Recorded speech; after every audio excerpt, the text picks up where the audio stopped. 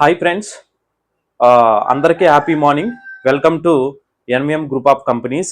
NVM group of companies ఈ యొక్క ఛానల్ని మీరు సబ్స్క్రైబ్ చేసుకోండి. ఈ యొక్క ఛానల్లో మీకు ఎంఎల్ఎం సాఫ్ట్వేర్స్ గురించి, నెట్వర్క్ మార్కెటింగ్ గురించి ఆర్ డైరెక్ట్ సేలింగ్ గురించి చాలా క్లారిటీగా మీకు వీడియోస్ అనేది ఉంటుంది. ఫుల్ ఫ్లెడ్జ్గా చూడండి, ఓకేనా? సో ఇప్పుడు డైరెక్ట్గా టాపిక్లకి అనేది వెళ్దాము. సో ఈరోజు మనం డిస్కస్ చేయబోయేటువంటి టాపిక్ ఏంటంటే డైరెక్ట్ సేలింగ్ ఇండస్ట్రీలో విజయరథం అని చెప్పేసి నేను అంటాను. సో ఇంకా ఇంకా బెస్ట్గా చెప్పుకోవాలంటే డైరెక్ట్ సేలింగ్ ఇండస్ట్రీలో ద గ్రేటెస్ట్ వెపన్ అన్నమాట ఈ యొక్క క్లాసు. ఈ క్లాస్ తెలియకుండా ఒక కంపెనీ ఫౌండర్ కానీ ఒక లీడర్ కానీ డైరెక్ట్ సేలింగ్ ఇండస్ట్రీలో ఉండారు అంటే ఇంకా చెప్పాల్సిన అవసరం లేదు వారి గురించి. అంత బెస్ట్ క్లాస్ ఇది. ఇంకా డైరెక్ట్గా క్లాస్లోకి వెళ్దాము. సో ఒకసారి గుర్తుపెట్టుకోండి, డైరెక్ట్ సేలింగ్ ఇండస్ట్రీలో 4 స్టేజ్లు ఉంటాయండి. ఈ ఇండస్ట్రీలోనే కాదు, ఎక్కడైనా కూడా 4 ఉంటాయి. బట్ ఇది మాత్రం మీకు అర్థమయ్యేలాగా చెప్తాను. సో ఫస్ట్ స్టేజ్ వచ్చేసి నెగటివ్ స్టేజ్ అనమాట. ఈ యొక్క నెగటివ్ స్టేజ్లో ఏం జరిగిందంటే, నెగటివ్ స్టేజ్ 2 పాపులర్ స్టేజ్ అనమాట. Popular stage 3 competition stage.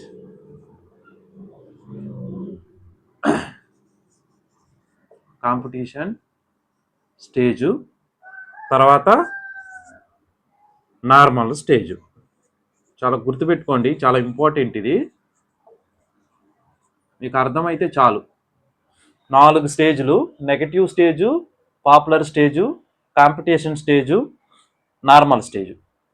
ఈ యొక్క 4 స్టేజ్లు ఎవరైతే బాగా అర్థం చేసుకుంటారో వాళ్ళే నెట్వర్క్ మార్కెటింగ్ ఇండస్ట్రీలో పాజిటివ్గా ముందుకు అనేది వెళ్ళగలరు.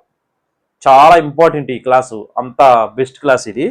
ఇప్పుడు నెగిటివ్ స్టేజ్ వచ్చేసి నెట్వర్క్ మార్కెట్ ఈ యొక్క డైరెక్ట్ సేలింగ్ ఇండస్ట్రీలో 1996 నుంచి 2003 వరకు ఉన్నిందండి.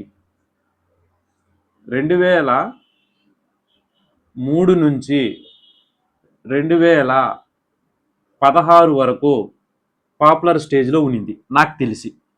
ప్రెజెంట్ అంటే ఎట్ ప్రెజెంట్ 16 నుంచి ఇప్పుడు దాకా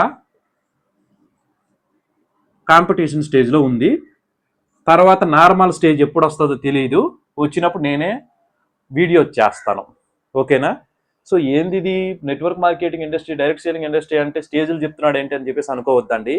చాలా ఇంపార్టెంట్. ఇప్పుడు వివరించబోయేటువంటి వివరణ మీకు అర్థమైతే మీరు కంపెనీని నడపగలరు, లీడర్గా కూడా గెలవగలరు, ఓకేనా? సో ఏదైనా ఒకటి కాలేజెస్లో సబ్జెక్ట్ రూపంలో రావాలి అంటే అది 4 స్టేజ్లు దాటుకొని రావాలి. ఫర్ ఎగ్జాంపుల్ కంప్యూటర్ ఇంజనీరింగ్ చూద్దాం. కంప్యూటర్ ఇంజనీరింగ్ అన్నది ఏ విధంగా వచ్చింది? స్టార్టింగ్లో ఇది ఒక ఎలక్ట్రానిక్ డివైసు. సో ఇది మనిషి వల్లే పనిచేస్తుంది, మనిషి కంటే 100 రెట్లు వేగంగా పనిచేస్తుంది అని చెప్పినప్పుడు ఎవరు నమ్మలే. సో అది ఎలా పనిచేస్తుంది మనిషి కంటే వేగంగా అని చెప్పేసి అన్నారు. కానీ ఈరోజు అది స్టార్టింగ్లో చెప్పినప్పుడు నమ్మలేదు కదా. దట్స్ నెగిటివ్ స్టేజ్ అనమాట. నెగిటివ్ స్టేజ్ దాటుకొని తర్వాత ఎక్కడికి వస్తుంది? పాపులర్ స్టేజ్కి వస్తుంది. పాపులర్ స్టేజ్కి వచ్చిన తర్వాత చాలామంది నమ్ముతారు, అవును పనిచేస్తున్నది ఎలక్ట్రానిక్ డివైసు, ఇది ఒక మనం ఏదైతే ఇన్పుట్ ఇస్తున్నామో దాని అవుట్పుట్ కరెక్ట్గా ఇస్తున్నది, మనిషి కంటే వేగంగా పనిచేస్తున్నది అని చెప్పేసి పాపులర్ అవుతుంది. అవునని చెప్పి ఒక్కొక్కరికి పబ్లిసిటీ అనేది అవుతుంది. దీని పబ్లిసిటీ స్టేజ్ కూడా అంటారు, పాపులర్ స్టేజ్. తర్వాత కాంపిటీషన్ స్టేజ్ అంటే చాలా మంది కాంపిటీషన్ ఏర్పడుతుంది. ఒక ప్రోడక్ట్ అనేది వచ్చిన తర్వాత చాలా మంది పబ్లిసిటీ అయిన తర్వాత ఏం జరుగుతుంది? కాంపిటీషన్ ఏర్పడుతుంది. తర్వాత కాంపిటీషన్ తర్వాత నార్మల్ స్టేజ్ ఉంటుంది. ఈ నార్మల్ స్టేజ్లో ఈ పాపులర్ కాంపిటీషన్కి వచ్చిన తర్వాత గవర్నమెంట్ చూసుకొని ఉంటుంది. సడన్గా గవర్నమెంట్ హ్యాండ్ ఓవర్ తీసుకునేసి ఫుల్ ఫ్లెడ్జ్గా దీనికంటూ ఒక మెయిన్ బాడీ పెట్టేసి తర్వాత నార్మల్ స్టేజ్లో అందరికీ ఇది జెన్యూను అని చెప్పేసి నమ్ముతారు. తర్వాత కాలేజెస్లో మనం ఎలాగో తెలుసుకున్నాం. ఈ టాపిక్ ఈ యొక్క పాయింట్ బాగా గుర్తుపెట్టుకోండి. మనం ఎలాగో తెలుసుకుంటున్నాం, మన పిల్లోళ్ళు ఏ విధంగా తెలుసుకుంటారు దీని గురించి? దానికే కాలేజెస్లో సబ్జెక్ట్ అనేది తీసుకొని వస్తారు. అర్థమైందా? సో ఇది మొబైల్. ఈ మొబైల్కి కూడా సేమ్ 4 స్టేజెస్ ఉంటాయి.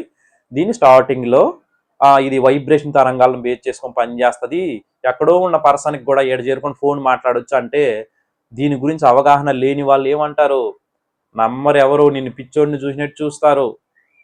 తర్వాత ఒక్కడొచ్చి మాట్లాడినాడు అనుకో తనని చెప్పడం మొదలెడతాడు. అప్పటికి కొంతమంది చూడని వాళ్ళు తనను కూడా పిచ్చోళ్ళు అనుకుంటారు. అట్ట పబ్లిసిటీ పాపులర్ అనేది అవుతుంది. తర్వాత కాంపిటీషన్ ఏర్పడుతుంది. నీ చేతిలో ఉన్న మొబైల్ ఒక బ్రాండ్ అయితే నా చేతిలో ఉన్న మొబైల్ ఒక బ్రాండ్. తర్వాత నార్మల్ స్టేజ్లో దీని గురించి తెలుసుకోవడానికి కాలేజెస్లో సబ్జెక్టులు పెట్టేస్తారు. ఎస్ అండి, ఇదే జరిగేది. సో ఇప్పుడు నెట్వర్క్ మార్కెటింగ్ ఇండస్ట్రీకి ఆర్ డైరెక్ట్ సెయిలింగ్ ఇండస్ట్రీకి కూడా ఇదే జరిగింది. సో ఈ సబ్జెక్టులు కూడా కాలేజెస్లో వస్తాయి. ఎలా అంటే మన ఇండియాలో జరిగిన సిచ్యువేషన్ ఇది. దీని హిస్టరీ అంతా మనకి తర్వాత విషయం.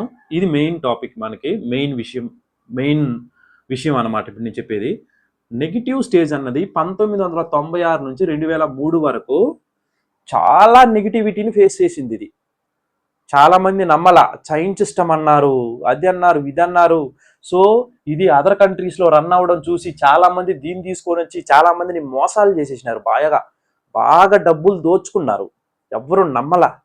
సో 1996 నుంచి 2003 మధ్యలో. తర్వాత వచ్చేసి పాపులర్ స్టేజ్ అంటే 2003 నుంచి 2016 మధ్యలో జరిగింది. ఈ 2000 కావాలంటే చూడండి, మన ఇండియాలో ఉన్నటువంటి కంపెనీ, మన ఇండియాలో స్టార్ట్ అయినటువంటి కంపెనీలు, అదర్ కంట్రీ నుంచి మన కంపెనీకి వచ్చినటువంటి కంపెనీలు కాదు, యాంబే ఈ టైప్ ఆఫ్ కంపెనీలు కాదు.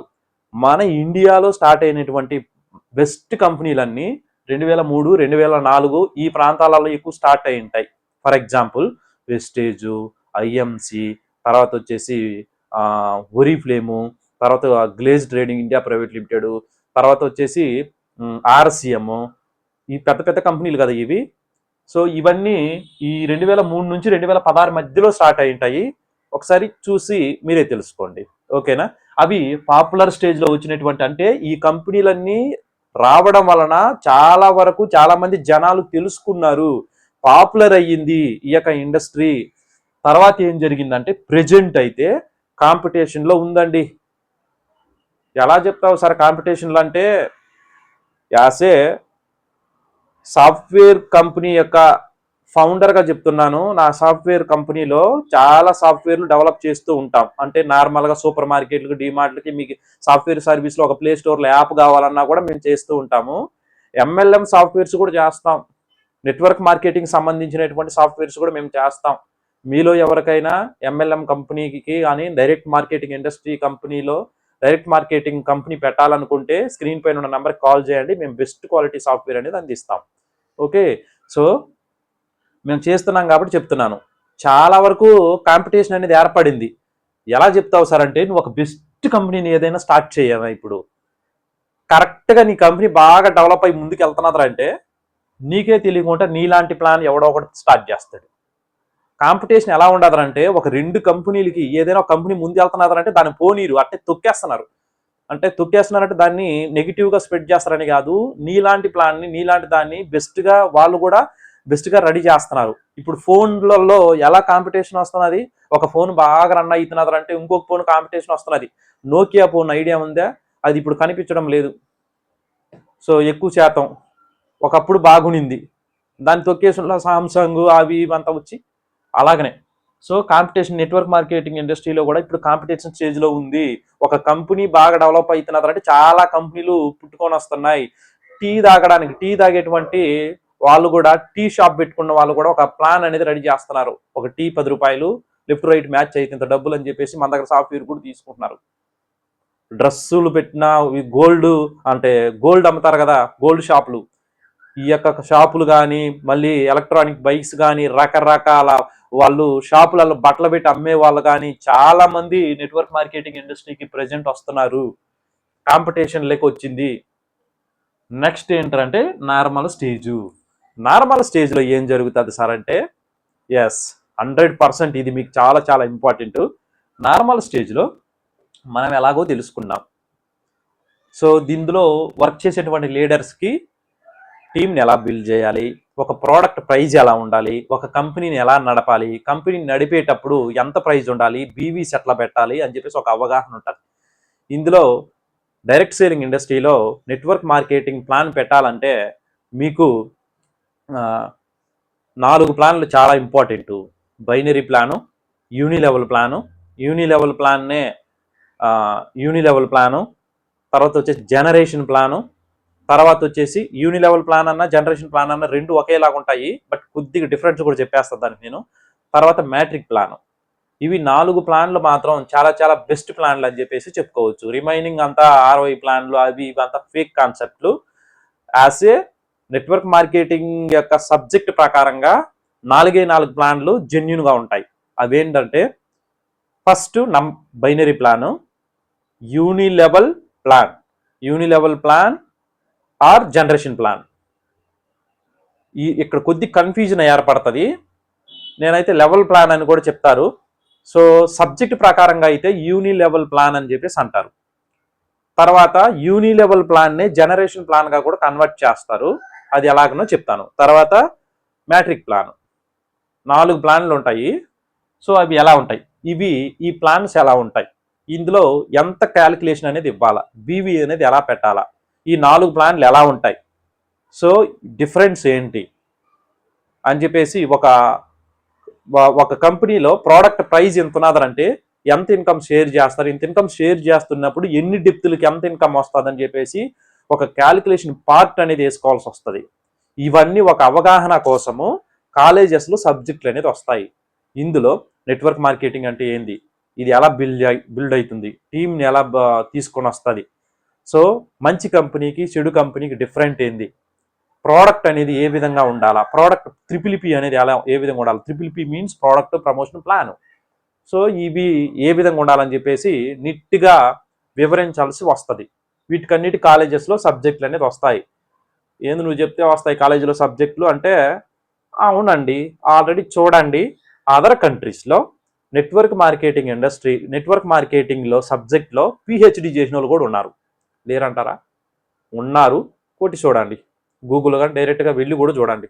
చాలామంది సర్టిఫికెట్లు కూడా చూపిస్తుంటారు, నేను నెట్వర్క్ మార్కెటింగ్లో PhD చేశాను అని చెప్పేసి కూడా సర్టిఫికెట్ కూడా చూపిస్తుంటారు. మన ఇండియాలో లేదు PhD, అదర్ కంట్రీస్లో, అమెరికా, చైనా, సింగపూర్, మలేషియా ఇట్లా.